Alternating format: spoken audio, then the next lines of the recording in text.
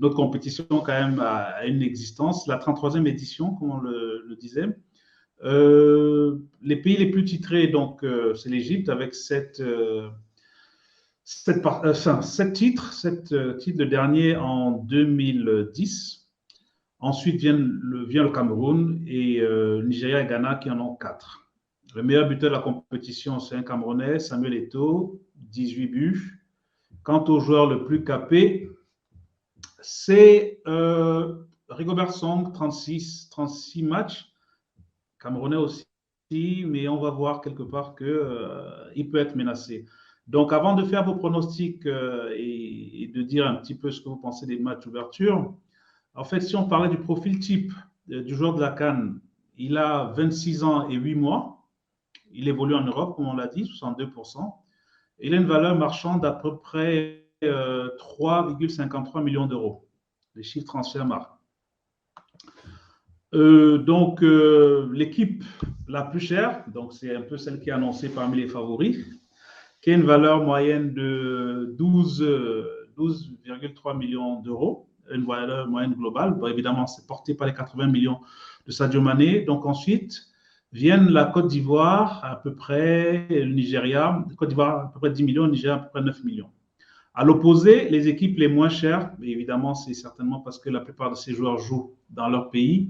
Nous avons l'Éthiopie et le Soudan qui ont en moyenne des valeurs de 107 à 108 000 euros pour chaque joueur. Donc, vous voyez qu'il y a une différence.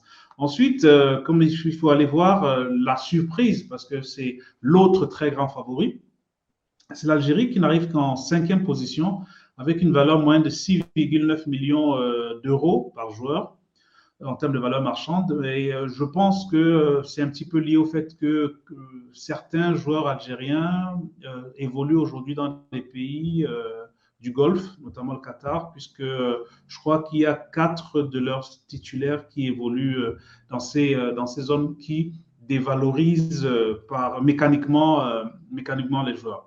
Le Cameroun est 8e avec 5 millions de valeur des joueurs en moyenne. Et puis, puisqu'il ne faut pas d'expérience, parce qu'au-delà de la valeur marchande, quand même, dans un tournoi comme celui-là, l'expérience compte. Porté par les 31 matchs d'André Ayew, qui dispute la CAN depuis 2008, l'équipe ghanéenne qui arrive est la plus expérimentée avec 122 matchs en cumulé et suivi par l'Algérie et donc un match de plus, 121, et la Côte d'Ivoire.